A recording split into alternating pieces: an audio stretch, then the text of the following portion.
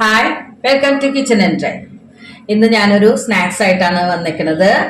നമുക്ക് ഈത്തപ്പഴം വെച്ചിട്ട് ഒരു പൊരി ഉണ്ടാക്കാം. നമ്മൾ പഴം പൊരിക്കണൊക്കെ പോലെ തന്നെ ഈത്തപ്പഴം പൊരിച്ചത്. അത് എങ്ങനെയാണ് ഉണ്ടാക്കണമെന്ന് നമുക്ക് നോക്കാം. ആദ്യം മാവ് മിക്സ് ചെയ്തെടുക്കാം. അതിന് ഞാനിതേ കുറച്ച് മൈദ എടുത്തിട്ടുണ്ട്. അതിലേക്ക് ഒരു നുള്ളു മഞ്ഞപ്പൊടി ഇടാം, എന്നുവെച്ചാൽ ചെറിയൊരു കളറിന്, യെല്ലോ കളറിന് വേണ്ടിയിട്ട്. പിന്നെ നമുക്ക് അതിലേക്ക് കുറച്ച് ഉപ്പിട്ട് കൊടുത്താൽ മതി കേട്ടോ, കുറച്ച്. പിന്നെ ഞാനിടുന്നത് അതിൽ നമുക്ക് മധുരമാണ് വേണ്ടത്. മാവിനും മധുരം വേണം. അതിന് നമ്മുടെ ഇഷ്ടത്തിനനുസരിച്ച് മധുരം ഇടാം. ഞാനൊരു 2-3 സ്പൂണ് പഞ്ചസാര ഇട്ട് കൊടുക്കുന്നുണ്ട്. ഇനി നമുക്കത് നന്നായിട്ട് വെള്ളം ഒഴിച്ചിട്ട് മിക്സ് ചെയ്തെടുക്കാം.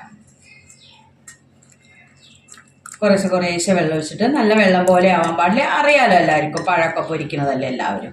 അതുപോലെ നമുക്കിതൊന്ന് മിക്സ് ചെയ്തെടുക്കാം.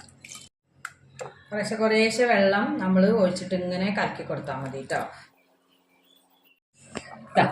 മാവ് നല്ലോണം നമ്മൾ ഈ വിസ്ക് വെച്ച് ആക്കുമ്പോൾ നമുക്ക് നന്നായി മിക്സ് ചെയ്തെടുക്കാൻ പറ്റും.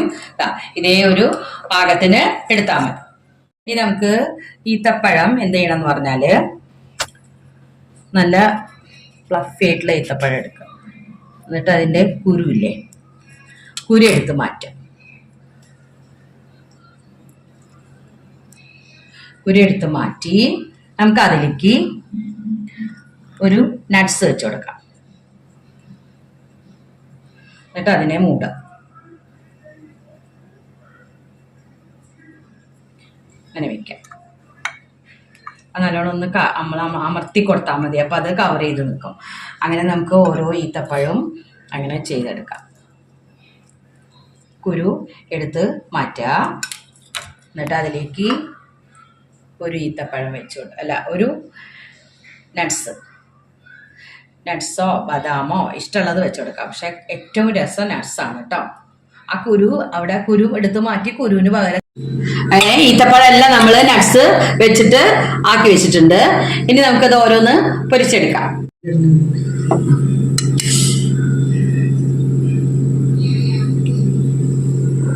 നമുക്കങ്ങനെ ഓരോന്ന് മുക്കി പൊരിച്ചെടുക്കാം.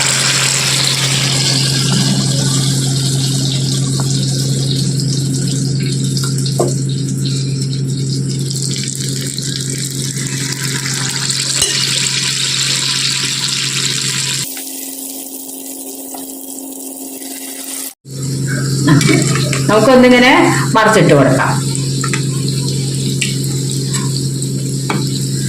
ലോ ഫ്ലെയിമിൽ തന്നെ വെച്ചാൽ മതി. അപ്പൊ നമുക്ക് ആ മാവൊക്കെ നല്ലോണം ഇങ്ങനെ മുരിഞ്ഞെടുക്കാം. നമ്മള് അപ്പക്കാരൊന്നും ചേർത്തിട്ടില്ല. നമ്മൾ പഞ്ചസാരയും ഉപ്പും മഞ്ഞപ്പൊടി മാത്രമാണ് ചേർത്തേക്കുന്നത്. എന്നാലും ഇത് പൊന്തും. കുറച്ച് നേരം നമ്മൾ മിക്സ് ചെയ്ത് വെച്ചാൽ മതി. അതിന് നമ്മുടെ ഈത്തപ്പഴം ആയിട്ടുണ്ട്. അത് നമുക്ക് കൊണ്ടു മാറ്റാം.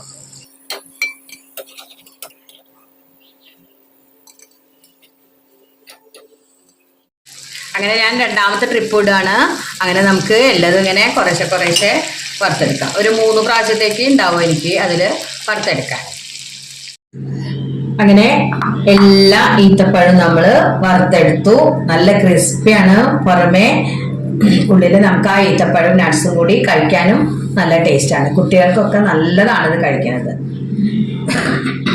എല്ലാവർക്കും ഇഷ്ടാവും. ഇഷ്ടമായാൽ ലൈക്ക് ചെയ്യുക, ഷെയർ ചെയ്യുക, സബ്സ്ക്രൈബ് ചെയ്യുക, കമന്റും ചെയ്യുക. Thank you for watching.